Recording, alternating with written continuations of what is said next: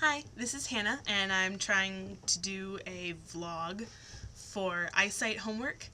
Um, homework. So this week we read Girls Fight Back, College Girl's Guide to Protecting Herself by Erin Weed.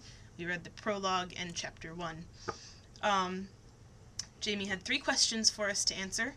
It says, Weed talks about meeting 2 Iowa students at different extremes in their perception of violence. What do I think influences students' perception about violence on their campus? I think a lot of that is going to be personal experience, so, what's happened to you in your past, on campus, what's happened to people you know, and also where you're coming from. For example, if you're coming from small town Iowa, maybe you think that, big city Iowa is terrifying, and that you're going to be assaulted, and you're scared of that. There was the girl she's speaking about, was afraid to walk to class by herself at night, and I feel that the campus here is very, very safe.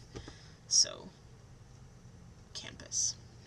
And the other woman was like, "Oh, nothing bad ever happens in Iowa," which, like, maybe you think that if you're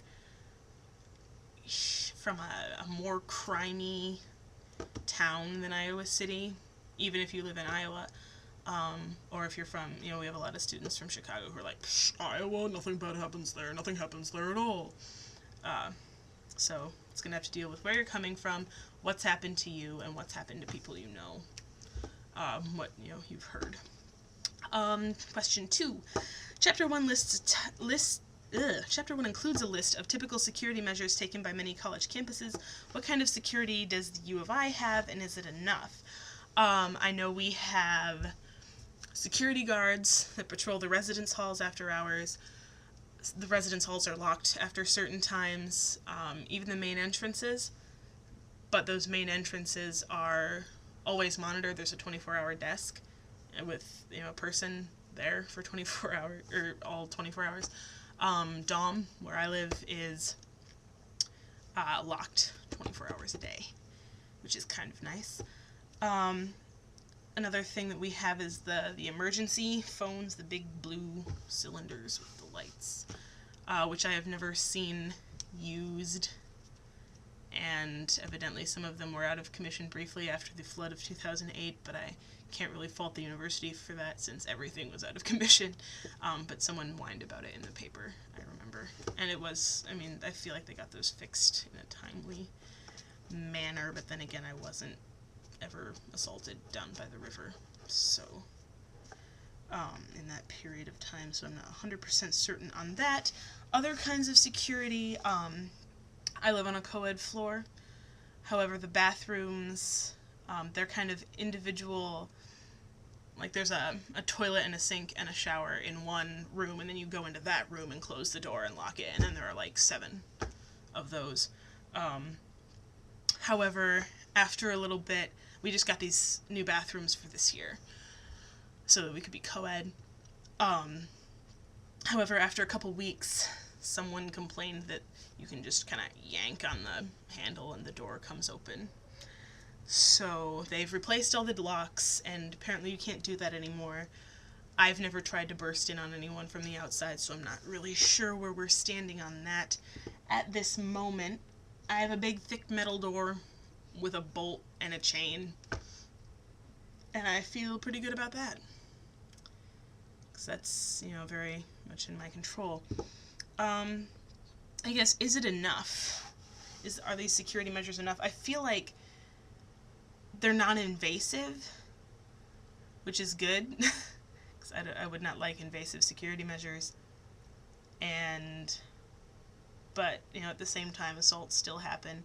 There's no way, I think, that the university can prevent everything. However, I feel like there's a big, and this sort of came up in the reading that we did, there's a big, sort of, oh, hush, hush, don't report this, it'll look bad on the university's record, and I'm not saying specifically Iowa, but everywhere. I feel like that's kind of a deal that we just don't talk about what goes on and what has happened, and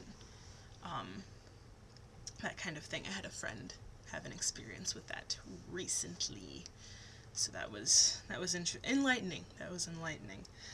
Question 3. Look up the stats for sex offenses at the U of I on the Security on Campus website, then look up the stats for calls known to be related to the University of Iowa on the Rape Victim Advocacy Program website. What do I find and what is my reaction?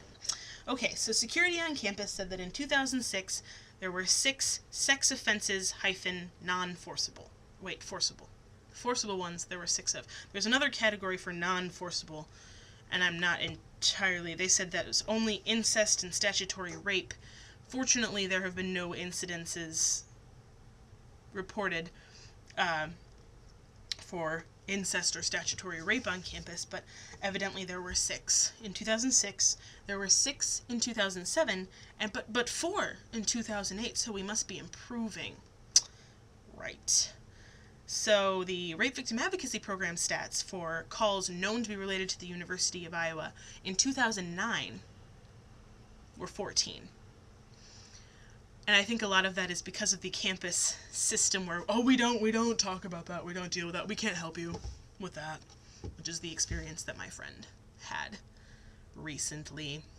That sort of was distasteful to me, and it just sort of shows, and I mean, you know, maybe people don't know to report to the university police, or, you know, maybe that's why there's such a disparity in those numbers, but I don't know, I think that's very odd, and I think it's awesome that RVAP exists, and what they do is great, and I'm glad they're there, because otherwise, I mean, those other 10 people might never have gotten any kind of,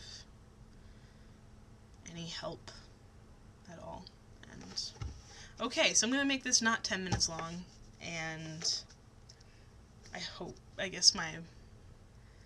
answered everything.